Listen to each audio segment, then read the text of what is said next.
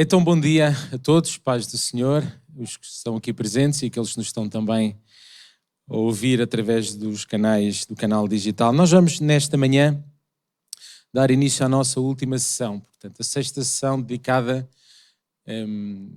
à reflexão e análise das parábolas de Jesus. Certamente, nós tivemos a oportunidade de ver nas primeiras sessões, portanto, que são cerca de 40 parábolas, e nós não iremos ter a oportunidade nem tempo de as podermos analisar todas com o detalhe necessário, mas o Senhor Ele nos vai certamente ajudar, e eu julgo que aquelas que nós temos estado também a refletir são algumas das quais, portanto, mais conhecidas e que também é importante nós as podermos rever e deixarmos o Senhor falar connosco. E nesta manhã, e para terminar, eu gostava de vos desafiar a podermos olhar uma vez mais para 3 parábolas. São parábolas muito especiais e eu julgo que elas têm todo o sentido, faziam todo o sentido na época de Jesus, mas também fazem todo o sentido nos dias em que nós estamos, portanto, a passar hoje. A primeira, portanto, a parábola do juiz iníquo e a viúva perseverante.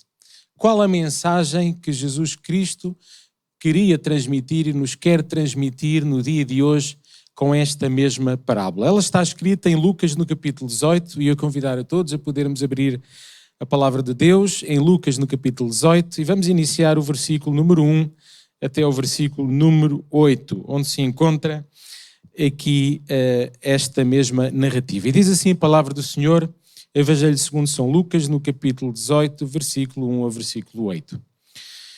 E contou-lhes também uma parábola sobre o dever de orar sempre e nunca desfalecer. Dizendo, havia numa cidade um certo juiz que nem a Deus temia, nem respeitava homem algum. Havia também naquela mesma cidade uma certa viúva e ia ter com ele dizendo, faze-me justiça contra o meu adversário. E por algum tempo não quis, mas depois disse consigo, ainda que não temo a Deus, nem respeito os homens, todavia, como esta viúva me molesta, hei de fazer-lhe justiça para que enfim não volte e me importune muito. E disse o Senhor, ouvi o que diz o injusto juiz. E Deus não fará justiça aos seus escolhidos, que clamam a Ele de dia e de noite, ainda que tardio para com eles? Digo-vos que depressa lhes fará justiça. Quando, porém, vier o Filho do Homem, porventura achará fé na terra? Até aqui a palavra do Senhor. E esta parábola, meus amados, ela fala-nos aqui de uma viúva. Fala-nos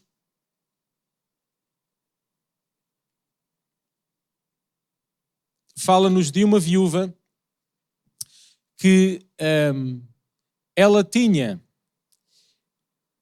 algo que aquele juiz ele poderia resolver. Diz a palavra do Senhor de que ela pedia a este certo juiz, faz-me justiça contra o meu adversário.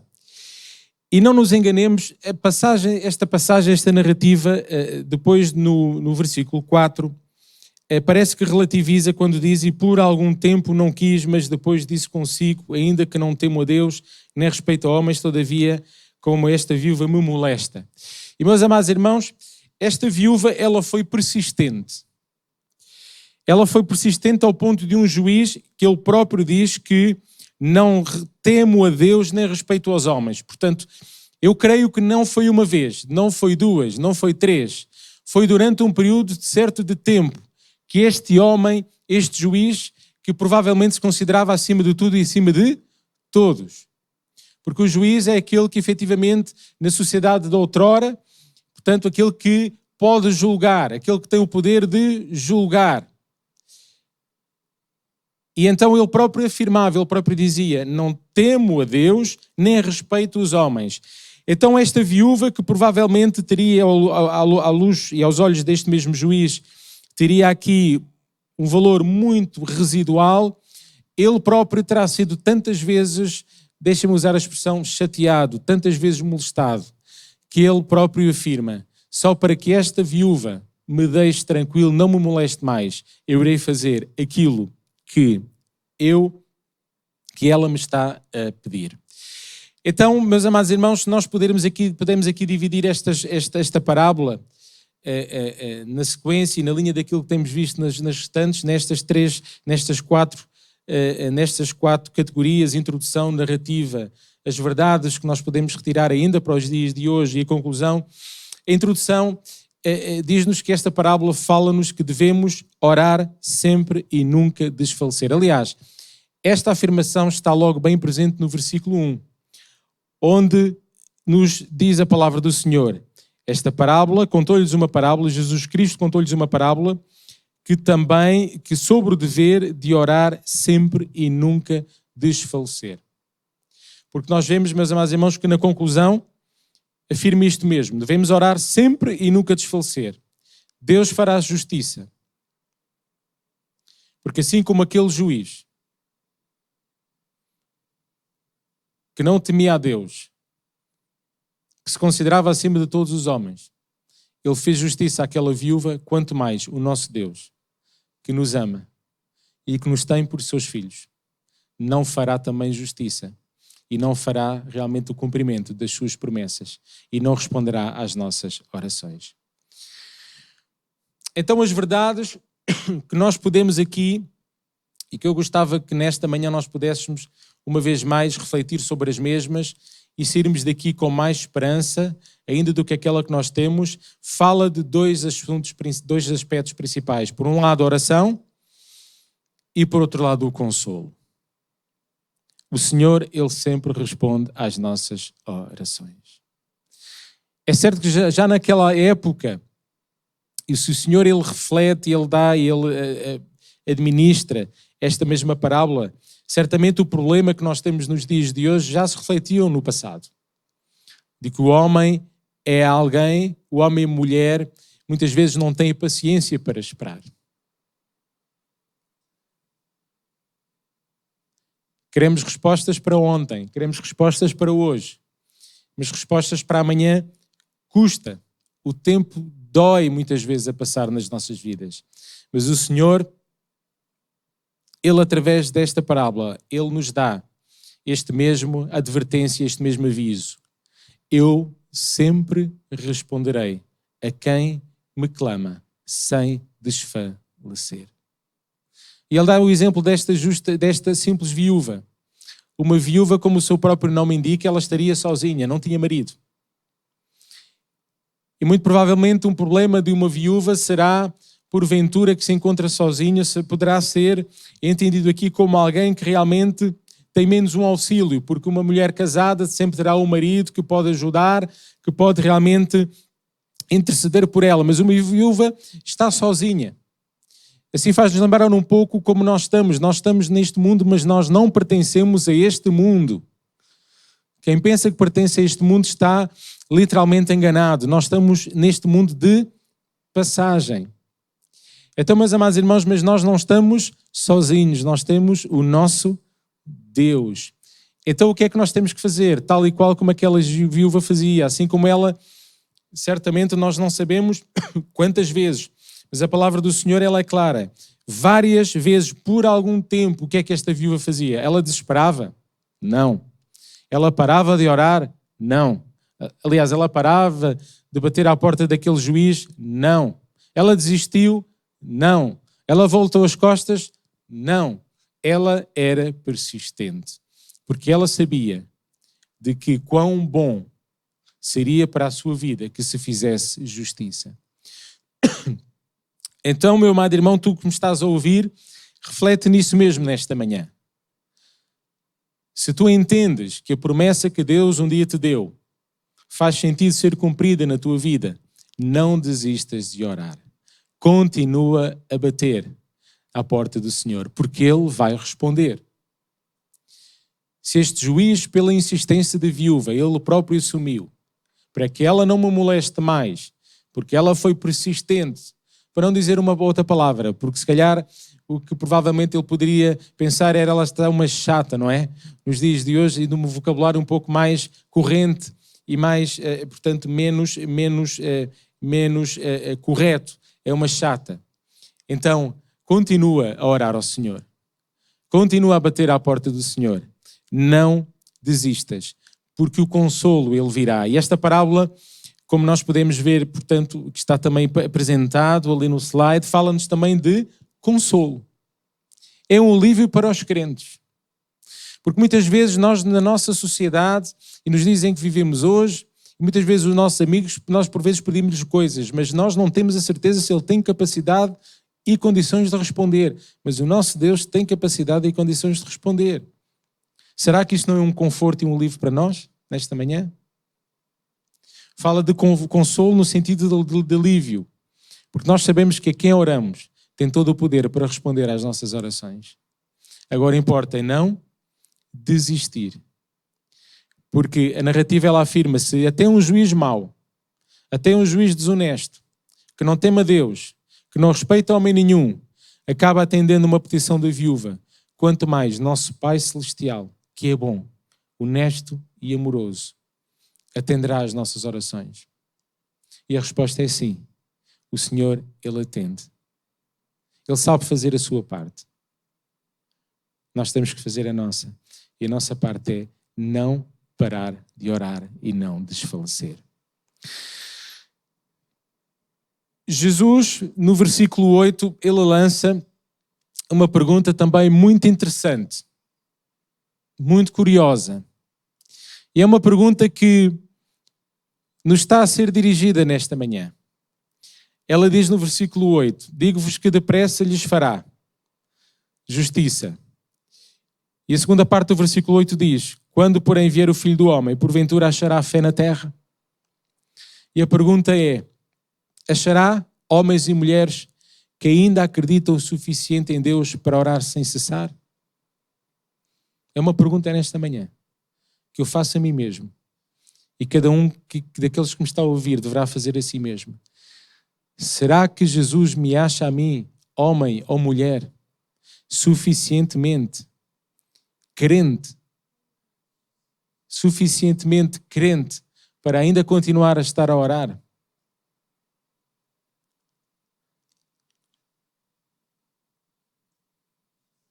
Eu não sei cada um que me está a ouvir, mas eu tenho assuntos, como certamente cada um de vós tem, que precisa da resposta do Senhor. Poderá ser há uma semana, há um mês, há um ano, há 10 anos, uma vida inteira. Mas o que esta parábola nos ensina é não desistir, porque o Senhor, Ele vai responder. E que prover a Deus que o Senhor nesta manhã, que sabemos que Ele é omnipotente, omnipresente e omnisciente, Ele sabe todas as coisas, Ele está em todo o lugar e Ele está dialogando connosco neste preciso momento. Será que Ele nos está a achar como esta viúva, com fé suficiente para continuar a orar? Assim como eu não tenho que responder a cada um de vós que me está a ouvir, cada um de vós que me está a ouvir também não tem que responder, nem responder a quem está ao seu lado, mas responda ao Senhor. E se a resposta for sim, graças a Deus, continuo a orar. E se a resposta for não, ainda hoje, o Senhor está dando a possibilidade, está dando a oportunidade de continuar a colocar o assunto debaixo do seu altar, através da oração. E se for um assim, que nós nos possamos lembrar de que Deus não aprecia, não é? Como uma das cartas dá às igrejas em Apocalipse, onde uma das igrejas era morna, e como és morno, não és quente nem és frio. Porque o perigo de ser morno pensa que é quente, mas não é. É mais fácil, efetivamente, tocar no coração de alguém frio do que tocar no coração de alguém morno. Porque o alguém morno tem consciência, julga ele, que está na atitude correta. E muitas vezes tem o seu coração e sua alma cauterizada e não permite o Senhor falar ao seu coração. Então, meus amados irmãos, e muitas vezes também é curioso, nós pedimos ao Senhor, dá-me mais fé, porque esta mulher era um exemplo de fé. Fé é o simples fundamento das coisas que se esperam e a prova das que se não veem. Então, meus amados irmãos, a nossa fé, outra conclusão, outra verdade que nós podemos tirar desta parábola, a nossa fé é do tamanho das nossas orações. Não há volta a dar. Se o irmão olhar para um homem ou uma mulher cheia de fé, sabe que ela ora muito. Se tiver pouca fé, é porque ora pouco. Porque a fé, ela desenvolve-se praticando. E a melhor prática que pode para fazer o exercício da fé são as nossas orações. Porque nós sabemos a promessa. Nós sabemos o que é que seria a justiça para nós. Nós não estamos a ver ainda, mas continuamos a orar, mas continuamos a colocar nos pés do Senhor, para que o Senhor ele possa fazer a obra. Então, se tiveres fé, vida de oração, o Senhor ele fará certamente a justiça. A fé está ligada à oração, pois a oração é a prática da comunhão com Deus, é a fonte de crescimento da intimidade com o Senhor. E esta viúva que possa ser uma inspiração para nós nesta manhã. Possa ser uma inspiração para nós nesta manhã, para que nós possamos realmente continuar. E a conclusão diz isso mesmo. O dever. É um dever que nós temos. Orar sempre e nunca desfalecer. Quantas vezes até o Senhor responder? Mas o consolo que nesta manhã Ele nos quer transmitir é que Ele sempre responde. Amém? É que Ele sempre responde. Por isso nós temos essa certeza. Quando nós dobramos os nossos joelhos e continuamos a orar, não sabemos quando, mas sabemos que Deus ele vai responder. Agora temos que orar, porque se não orarmos, se esta viúva ela desistisse de bater à porta daquele juiz, o que é que iria acontecer? Não iria ter aquilo que ela precisava daquele homem, que se fizesse justiça. Mas porque ela foi persistente. E nesta manhã, para terminar, crentes persistentes. Crentes persistentes precisam-se nos dias de hoje. Amém? Crentes persistentes precisam-se nos dias de hoje. E o consolo é este mesmo. Fica firme, porque o Senhor, Ele sempre irá responder. Não sabes o dia nem a hora, mas o mais importante tu sabes, que Ele não vai deixar nenhuma das tuas orações sem resposta. Uma segunda parábola nesta manhã que eu gostava de também que pudéssemos refletir, ela está presente em Lucas e vou convidar os irmãos também a nós podermos ler a narrativa que se encontra em Lucas do capítulo 10, versículo 25 ao versículo 37. Lucas 10, 25 e 37, que trata da parábola do bom samaritano. E diz assim a palavra do Senhor, Lucas 10, 25 a 37. E eis que se levantou um certo doutor da lei, tentando e dizendo, Mestre, que farei para herdar a vida eterna? E ele lhe disse, que está escrito na lei, como lês?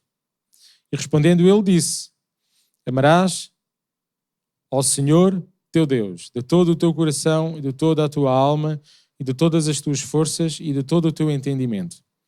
E ao teu próximo como a ti mesmo. E disse-lhe, respondeste bem, faz isso e viverá. Ele, porém, querendo justificar-se a si mesmo, disse a Jesus, e quem é o meu próximo? E respondendo Jesus disse, descia um homem de Jerusalém para Jericó e caiu nas mãos dos salteadores, os quais o despojaram, espancando, se retiraram, deixando-o meio morto. E ocasionalmente descia pelo mesmo caminho certo sacerdote, e vendo, passou de largo. E de igual modo também um levita, chegando àquele lugar e vendo, passou de largo. Mas um samaritano que ia de viagem chegou ao pé dele, e vendo, moveu-se de íntima compaixão. E aproximando-se, atou-lhe as feridas, aplicando azeite e vinho. E pondo sobre a sua cavalgadura, levou-o para uma estalagem e cuidou dele. E partindo ao outro dia, tirou 2 dinheiros e deu-os ao hospedeiro. E disse-lhe: cuida dele, e tudo o que demais gastares, eu te pagarei quando voltar. Qual, pois, destes 3 te parece que foi o próximo daquele que caiu nas mãos dos salteadores? E ele disse: o que usou de misericórdia para com ele. Disse, pois, Jesus: vai e faz da mesma maneira. Até aqui a palavra do Senhor. E esta parábola, meus amados irmãos, do bom samaritano que nós conhecemos, certamente, fala-nos aqui de alguém, um teórico e um religioso, que ele coloca a pergunta a Jesus: quem é o meu próximo? E esta pergunta, meus amados irmãos, não é uma pergunta inocente, porque o que aquele bom samaritano ele queria, aliás, o que aquele doutor queria, aquele mestre, aquele doutor de lei, o que ele queria era encontrar justificações que pudessem ir de encontro às interpretações que ele fazia da própria lei. Porque ele faz uma pergunta, e sendo ele o doutor de lei, ele certamente conhecia o que estava escrito. Portanto, nós podemos ver isso, de que o próprio Jesus, ele percebe a intenção da pergunta daquele doutor de lei. Ele diz o que é que está escrito. E ele recita corretamente tudo aquilo que está escrito. Amarás, versículo 27, ao Senhor, teu Deus, de todo o teu coração, de toda a tua alma, de todas as tuas forças, de todo o teu entendimento, e ao teu próximo como a ti mesmo. Ele sabia o que é que a palavra de Deus dizia. Mas ele era apenas e só um teórico na fé. Era apenas e só um religioso na fé. Estava morto. E isso fica claro no versículo número 28, quando Jesus ele diz: e disse-lhe, respondeste bem, faz isso e viverás. Significa, por outras palavras, que ele não fazia e que ele estava morto, espiritualmente falando. E é interessante, é certo que a introdução, o tema principal desta parábola fala-nos sobre a prática do amor e do cuidado ao próximo. Mas eu gostava realmente, e a pergunta que é: quem é o meu próximo? E todos nós sabemos que o meu próximo é todo aquele que está necessitado, independentemente de quem seja, do estatuto, independentemente da cor, independentemente, realmente, meus amados irmãos, social, é todo aquele que tem necessidade. Esse é o meu próximo. Mas antes de realmente nós podermos entrar neste tema principal, eu quis fazer este mesmo destaque, no sentido de que realmente não basta apenas conhecer, tal e qual como este doutor da lei conhecia, o que é que diz a palavra do Senhor. Não basta apenas conhecer, porque nós podemos conhecer, nós podemos recitar de cor e salteado, mas estarmos mortos espiritualmente falando. Podemos ser verdadeiros doutores de lei, podemos ser realmente consumidores da palavra do Senhor, e graças a Deus por isso. Mas se nós não colocarmos em prática, como aquele levita, reparemos, aquele levita e aquele sacerdote. Os sacerdotes eram aqueles que se cuidavam das atividades do templo, tal e qual como nós estamos aqui nesta manhã. Os levitas, meus amados irmãos, eram aqueles que realmente estavam no templo. Eles conheciam a palavra do Senhor. Eles conheciam os mandamentos. Mas reparemos o que é que aconteceu quando aquele certo homem descido de Jericó, caiu nas mãos dos salteadores, e com o altamento do sacerdote.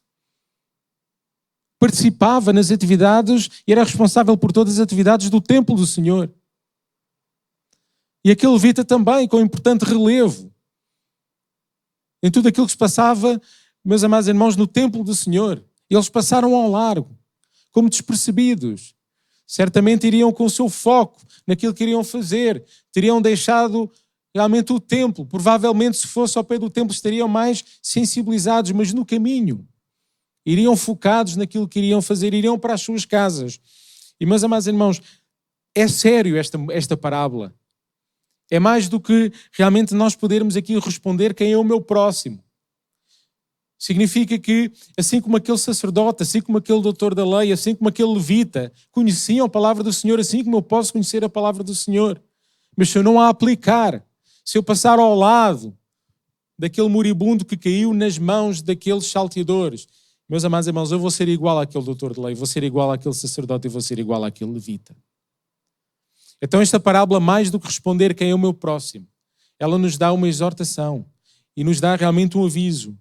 E nos diz, cuidado, tu podes saber os mandamentos do Senhor, mas se tu não puseres em prática, és tal e qual como aquele sacerdote e aquele levita que passaram ao lado daquele necessitado.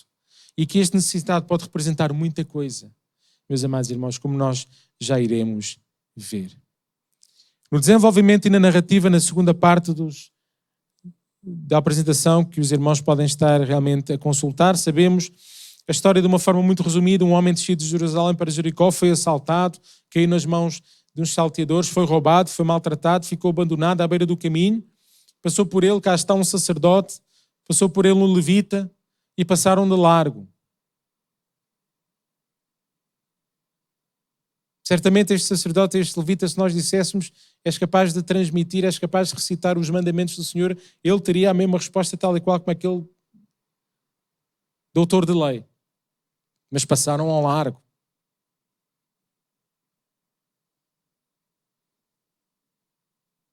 O que sabiam não batia certo com aquilo que era o seu comportamento e a sua atitude.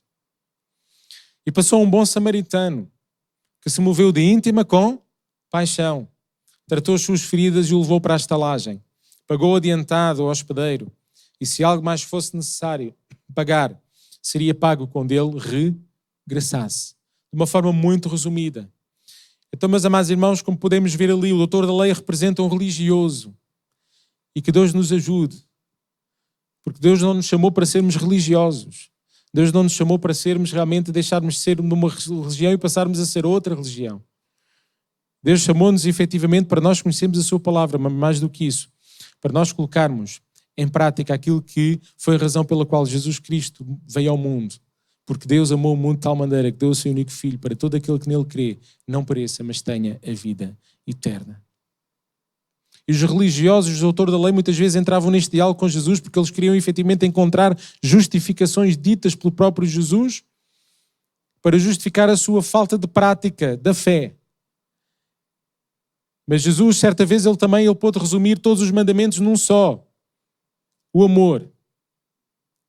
E se nós pensarmos um pouco, se existisse o amor, conforme num determinado, mais do que existe nos dias de hoje, meus amados irmãos, seria necessário haver os 10 mandamentos. Uma reflexão muito interessante e muito curiosa que nós podemos fazer nesta manhã. Se o homem verdadeiramente se amasse uns aos outros, seria necessário o mandamento: não matarás? Certamente não. Se o homem e a mulher amassem efetivamente o seu respectivo cônjuge, seria necessário haver um mandamento que dissesse: não adulterarás? Certamente não. Se nós tivéssemos o amor que Deus nos ensina, seria necessário um mandamento que desse uma indicação clara e dissesse: amarás? Não. Se os filhos e as filhas amassem e tivessem o amor de Deus, era necessário um mandamento que indicasse: amarás, honrarás o teu pai e a tua mãe?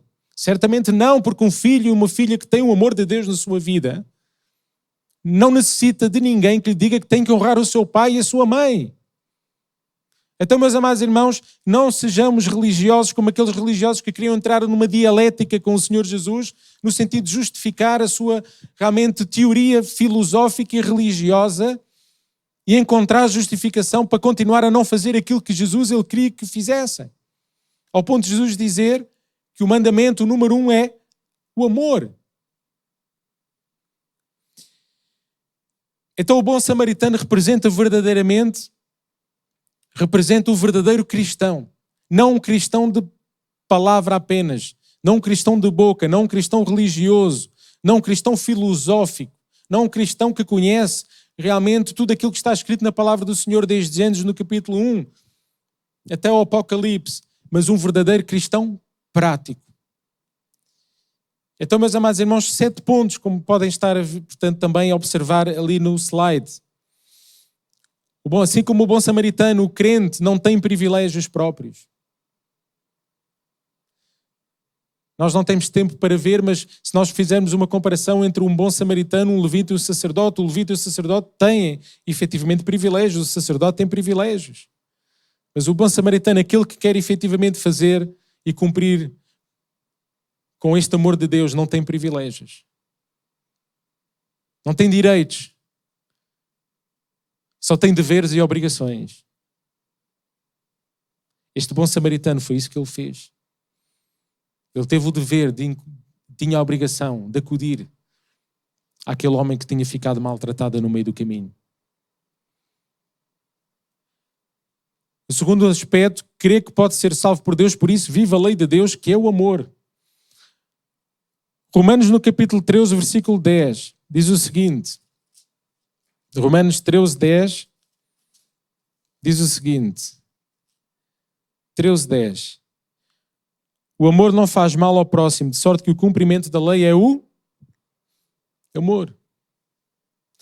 Queremos cumprir a palavra do Senhor? Tome nota deste versículo, grave bem fundo no seu coração. O amor não faz mal ao próximo, de sorte que o cumprimento da lei é o amor. E ser salvo em Deus significa isso mesmo, viver em amor. O terceiro ponto está de viagem. Curioso, assim como aquele bom samaritano estava de viagem, nós estamos de viagem nesta terra. Não nos apeguemos às coisas materiais e físicas como se elas fossem as mais importantes da vida. É claro está que o Senhor, tudo aquilo que nos dá, nós devemos respeitar, nós devemos apreciar. Nós devemos cuidar daquilo que Deus nos dá. Se Deus nos dá, cuida. Se Deus te dá uma casa, cuida. Se Deus te dá um carro, cuida. Se Deus te dá um curso, cuida. Se Deus te dá aquilo que te dá, cuida.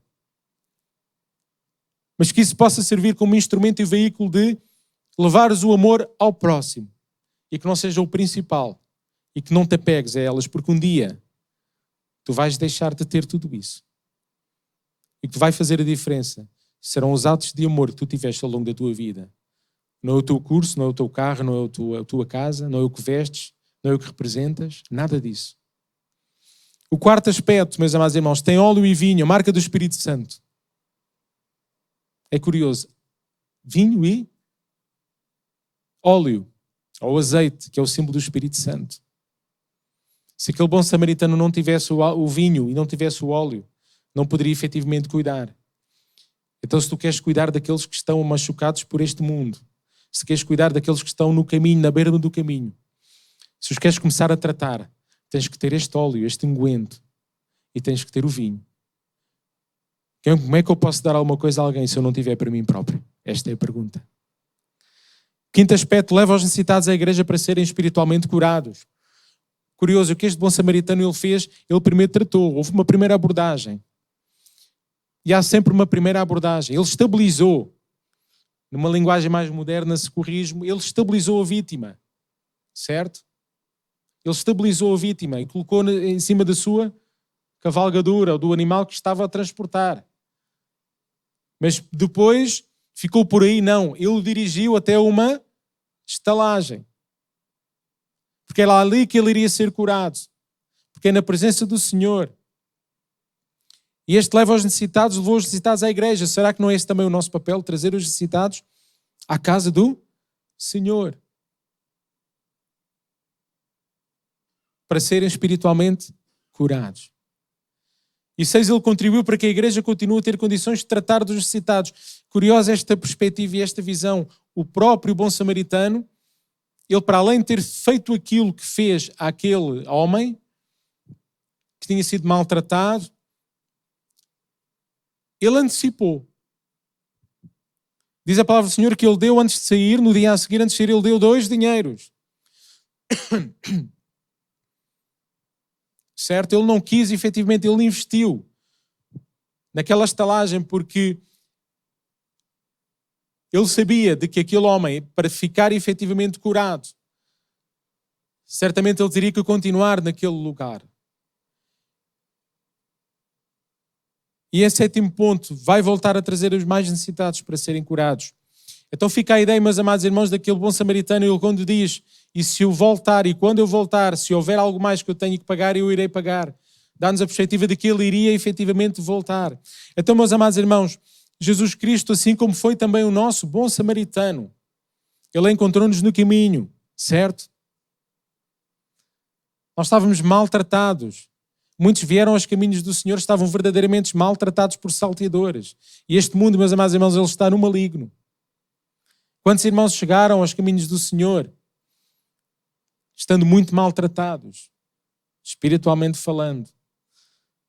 E o nosso Senhor Jesus Cristo, ele tratou de nós. Muitos passaram ao lado. Muitos passaram ao lado, mas o Senhor Jesus, ele tratou de nós. Ele primeiro agiu sobre nós, nos transportou e nos trouxe à sua presença e nos trouxe à sua casa. Às vezes nós dizemos isso mesmo. A igreja não é nada mais, nada menos do que um hospital para aqueles que precisam de cura espiritual. Amém? Essa é a principal missão da igreja.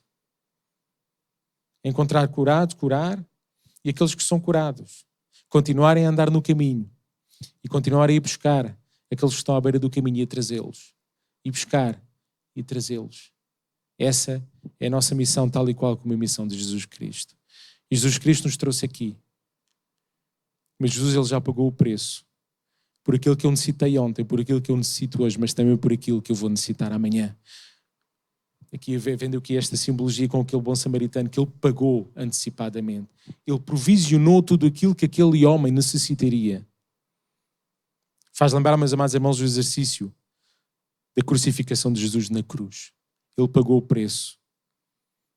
Apenas para aquilo que eu preciso hoje, não, ele pagou o preço para amanhã. Ele antecipou.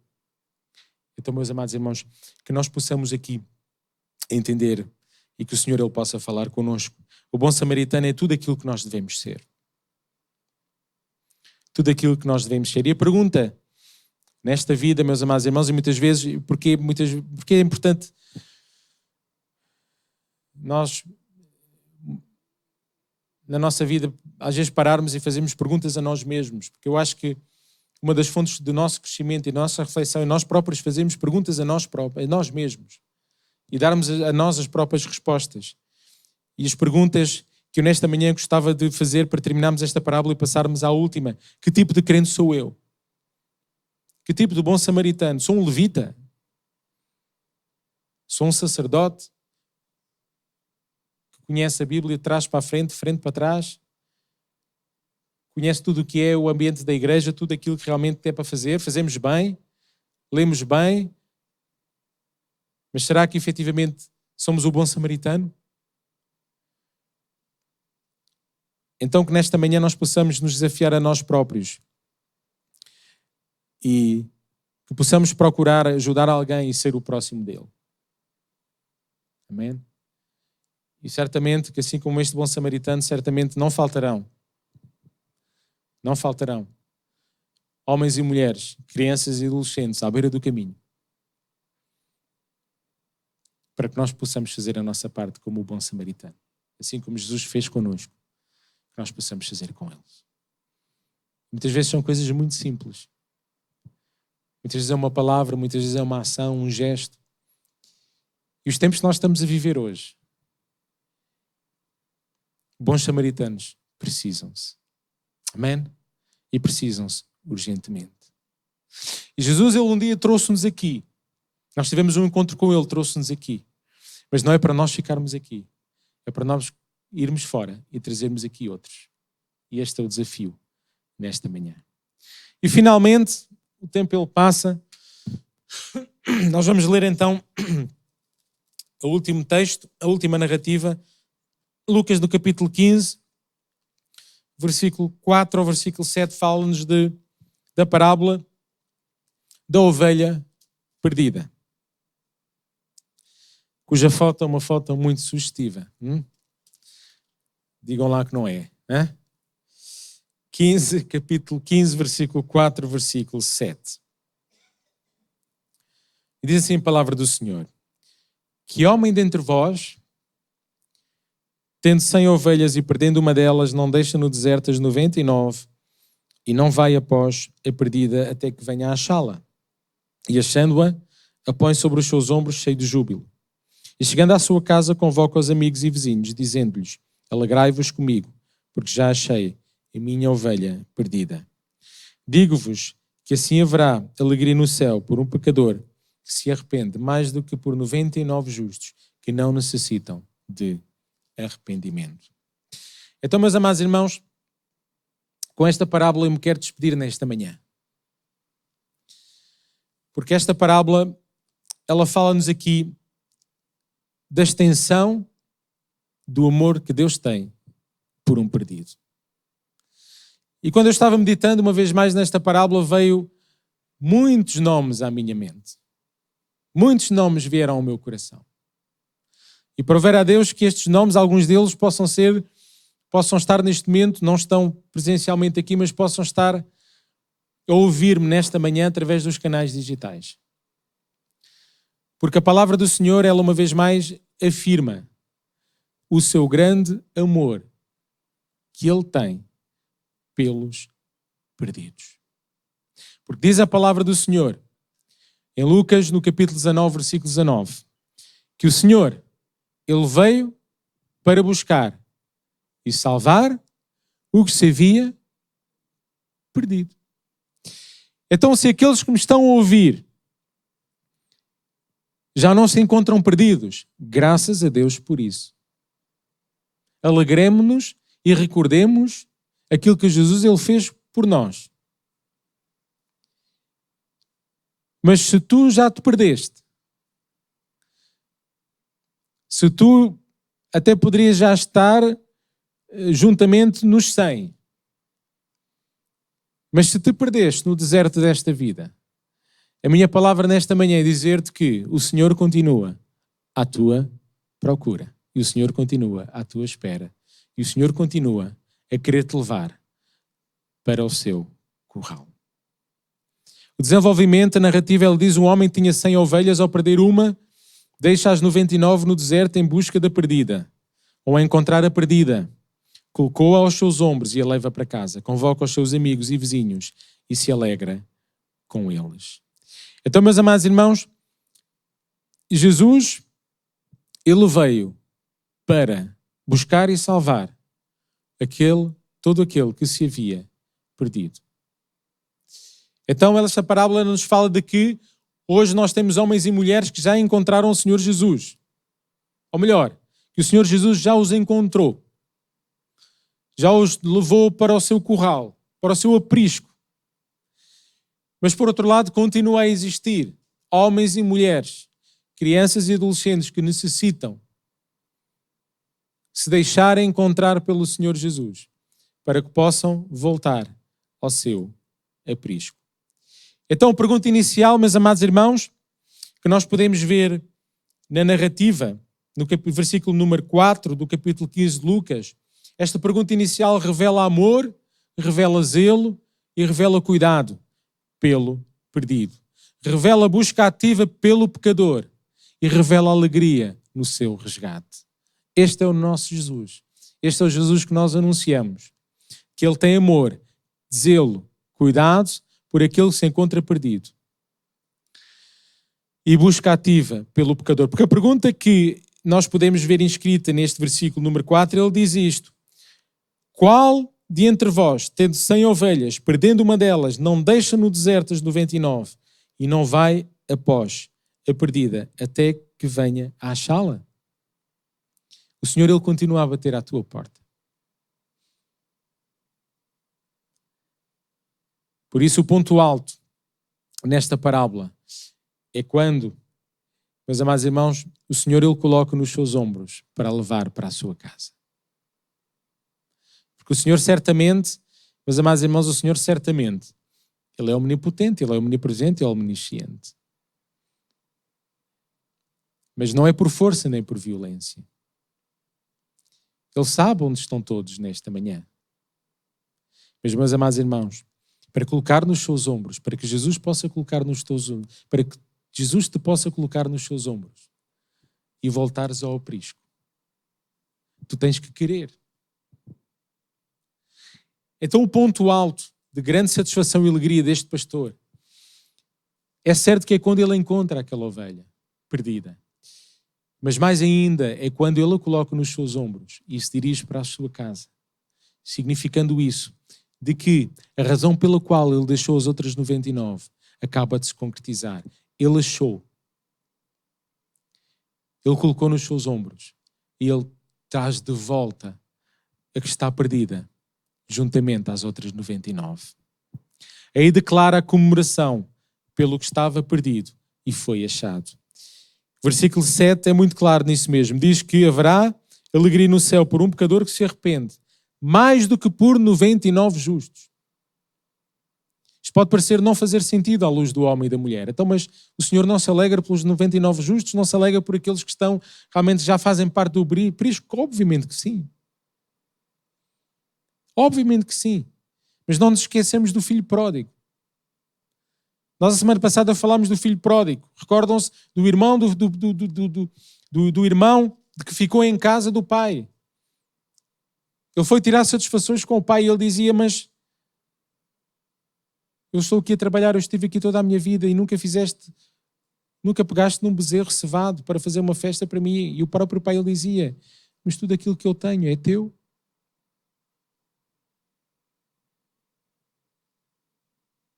Se aquele pai tivesse 500 bezerros cevados, os 500 bezerros cevados sempre foram daquele filho. Faz-nos recordar aqui que nós, muitas vezes nós não temos, fazendo agora uma ligação com a viúva do juiz Inico, muitas vezes as promessas de Deus Ele está esperando para nos podê-las dar, mas nós não pedimos, desistimos de pedir. E meus amados irmãos, claro, de que há mais alegria no céu, haverá alegria no céu por um pecador que se arrepende, mais do que por 99 justos que não necessitam de arrependimento. E para entender, nós precisamos fazer a ligação com Lucas do capítulo 19 e versículo 19. O verdadeiro razão e propósito da vinda de Jesus a este mundo. Não foi para salvar aqueles que já estavam salvos, mas foi para buscar e salvar aqueles que se haviam perdido.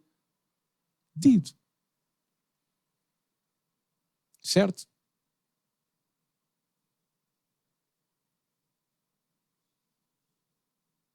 Vamos dar o exemplo.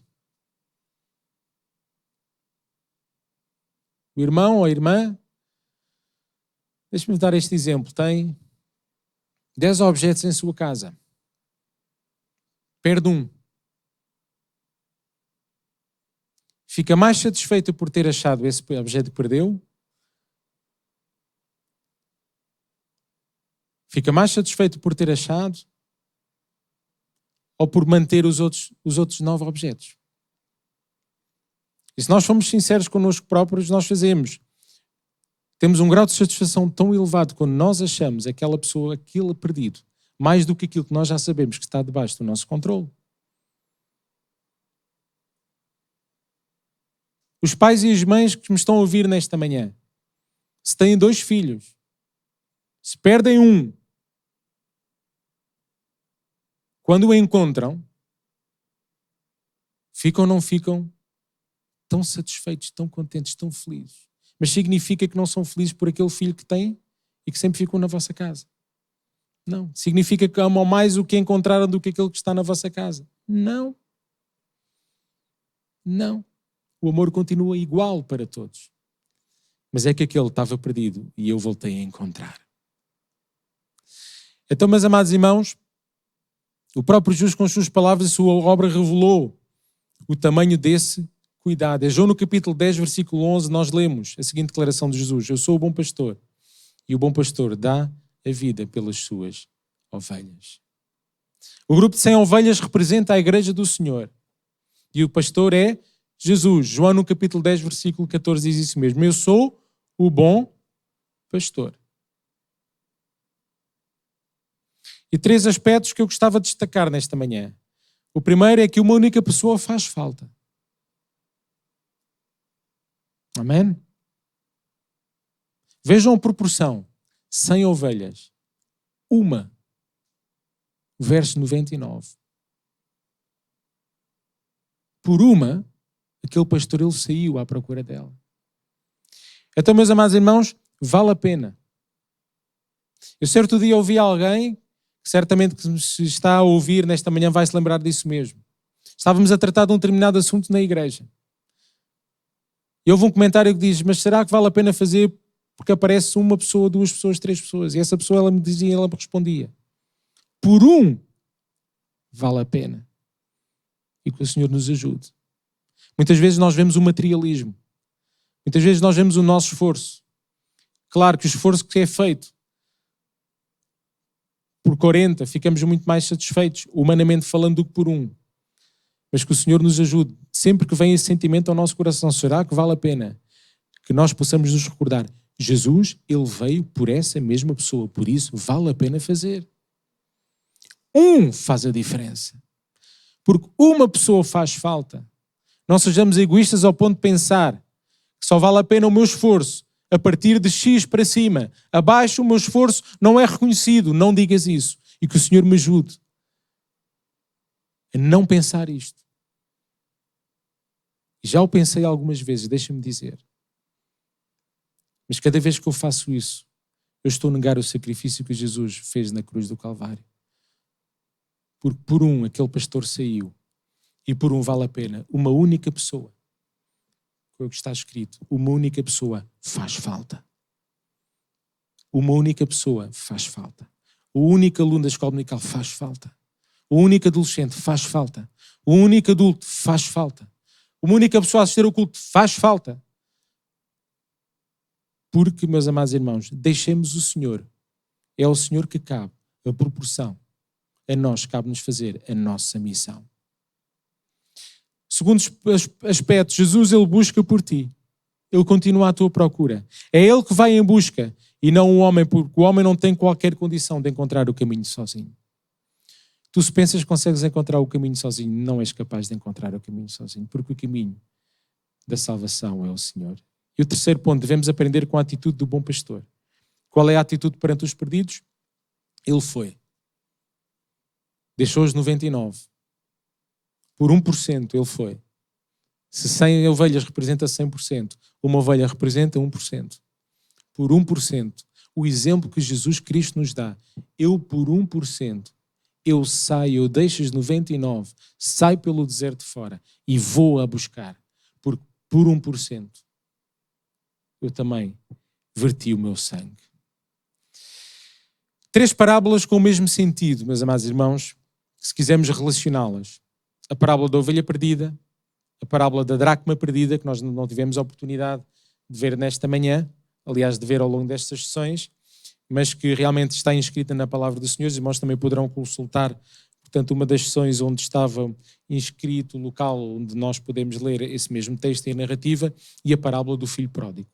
Estas 3 parábolas, a ovelha perdida, a dracma perdida e o filho pródigo, fala-nos e o tema está em torno, efetivamente, daquele que se havia perdido. Em termos de conclusão, o verdadeiro propósito da Filha do Homem, nunca nos devemos esquecer disso mesmo. O propósito da vinda de Jesus, buscar e salvar aquele que se havia perdido. Isto nos revela o maravilhoso amor de Deus. E a mensagem desta parábola, uma vez mais, meus amados irmãos, eu irei terminar com uma pergunta de reflexão para nós próprios, para cada um de nós. Que esta mensagem nos convida a uma importante reflexão. Devemos constantemente perguntar a nós mesmos, todos os dias, qual tem sido a minha atitude para com os perdidos? Então, conclusão e fazendo aqui uma retrospectiva das 3 perguntas. A primeira é sobre a parábola do juiz iníquo e da viúva perseverante. Porventura achará fé na terra? Se o Senhor buscar nesta manhã que nos possa achar como homens e mulheres de fé e homens e mulheres de oração. A segunda pergunta, meus amados irmãos, na parábola do bom samaritano. Que tipo de crente sou eu? Serei levita? Serei sacerdote? Ou serei o bom samaritano? E finalmente, meus amados irmãos, qual tem sido a minha atitude perante os perdidos? E se tu já fizeste parte do aprisco, o meu desafio nesta manhã é que deixe o Senhor encontrar-te para que possa trazer de novo ao seu aprisco. porque o teu lugar ele está vazio. E por mais que possas pensar, no meio de tantos, ninguém nota a minha falta, deixa-me dizer-te que o Senhor morreu por esses tantos, assim como também o Senhor morreu por ti. Por isso, deixa-me dizer-te que o teu lugar ele está vazio. E só tu mesmo o podes preencher. Que o Senhor vos possa abençoar e que com esta sexta sessão, certamente com limitações, certamente com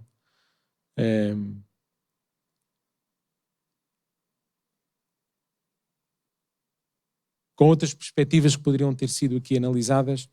Mas, meus amados irmãos, eu continuo a acreditar nisto mesmo. Sempre que nós nos debruçamos na palavra do Senhor com a atitude certa nos nossos corações, Ele vai falar connosco.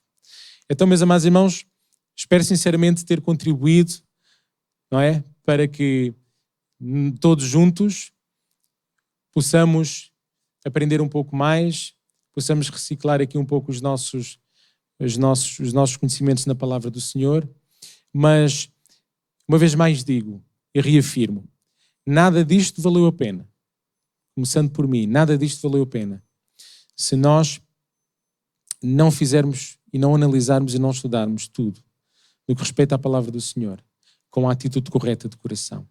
E a atitude correta de coração, humildade, no sentido de percebermos de que há sempre algo mais, algo novo que o Senhor quer falar connosco.